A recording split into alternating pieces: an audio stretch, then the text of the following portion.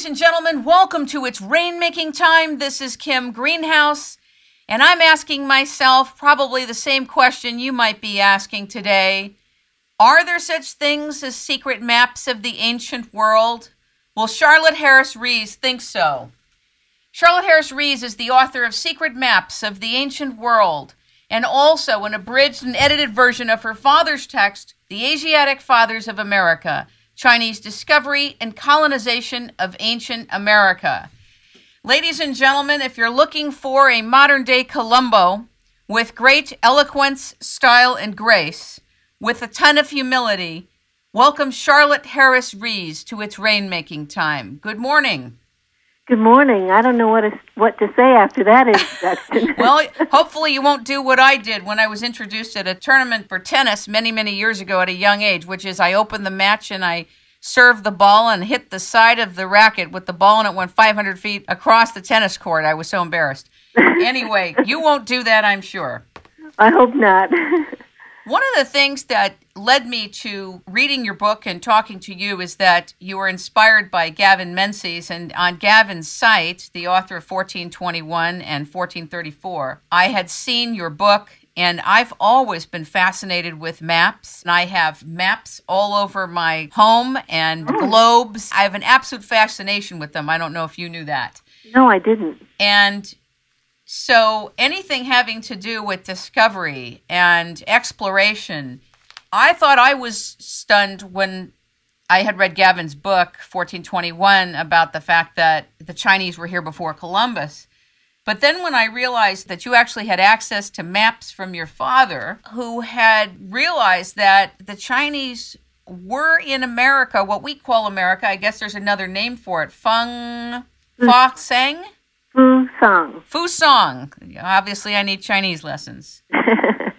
They were here thousands of years before Columbus. That is a whole different context of discovery and revelation. Talk to us a little bit about your father. Well, my father was born in Kaifeng, China, and his parents were missionaries there.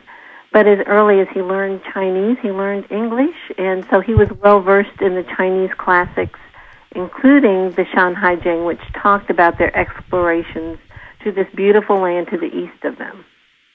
In 1972, your father was in Korea, in an old, what was it, a shop? It was an antique shop. At that point in his life, my father was a missionary himself, and when he would come back to the United States, he would buy old paintings and sell them in the United States to supplement his income. So he was not looking for maps, he was looking for antique paintings. But the proprietor of the store said, well, would you look at an old map? And he said, well, sure, I'll look at it. But when he saw the map and saw that it showed Fusang, which is where the Chinese said they had been coming, and Father recognized that this was the American coastline, he said he became so weak he had to sit down. He was just flabbergasted. He said, now we know for sure where Fusang was. There was another person who had studied Shanhai Jing. Yes. Is it Dr. Covey? Yes. Talk about his findings and his 50 years of work in understanding China's association with America. Right. Dr. Covey, who is a professor emeritus history at Wake Forest University in North Carolina, he had run across a book that was written by a Chicagoan attorney, Henrietta Mertz, in 1953, which compared the Shanhai Jing, and the Shanhai Jing actually gives specific directions. Now, when it was written, it said that they went to the ends of the world, and so she took particularly the eastern journeys, which would have been east of China, and she took a topographical map of the world, and she said this fits no place else but America. And so she charted some of these journeys where it said go so far and you'll see this, go so far and you'll see this. So she charted some of these journeys. Well, Dr. Covey had run across this, and then he had also studied it more. So for about 55 years now, he has been studying the Chinese journeys to America and has lectured he no longer lectures, but he was lecturing for many years on this topic. What is the resistance to discovery in your experience? You've spent 5 years on this book. You've been to the Library of Congress, these maps that were your father's maps. What other maps did you find? Well, at this point, it's been 7 years I've been on this journey. But I did hear about a map that's in the vault at the Library of Congress. When I first went to the Library of Congress, wanted to take our maps there, I had a question, and they said, okay, you need to contact this man in Beijing. Now, the man in Beijing, Dr. Lee, had been working at the Library of Congress and had seen this map. And he says, you need to ask to get into the vault to see this map.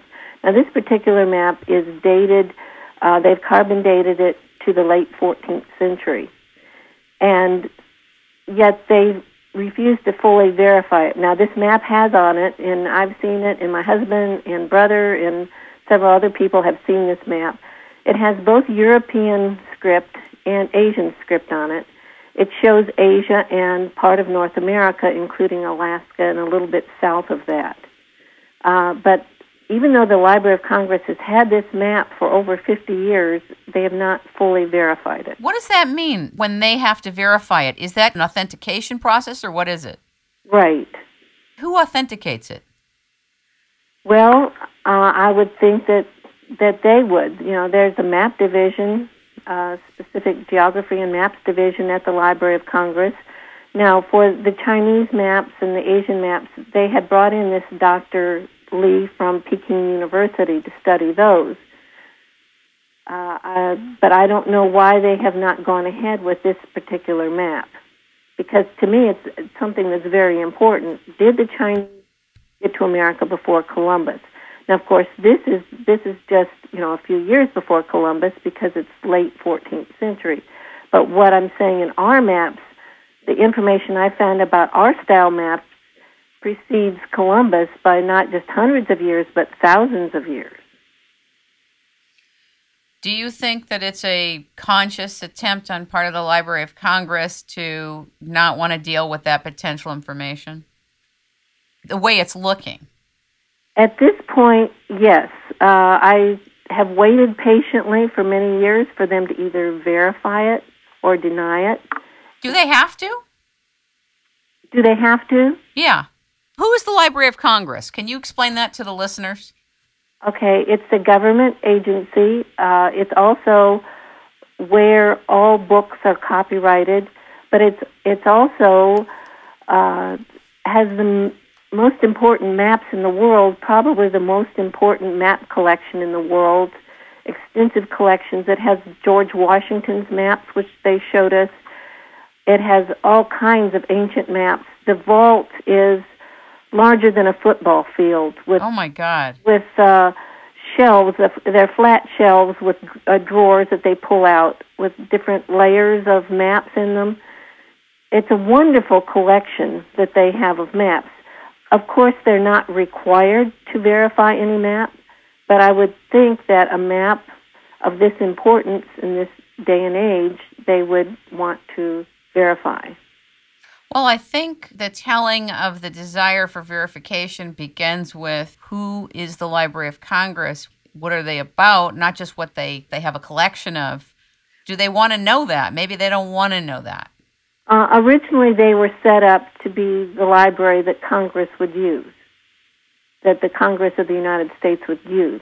But now they are the main library of the United States of America. So if you want to have any book in the United States through interlibrary loan, many of the books at the Library of Congress you can get through your own library through interlibrary loan from this main library in the United States.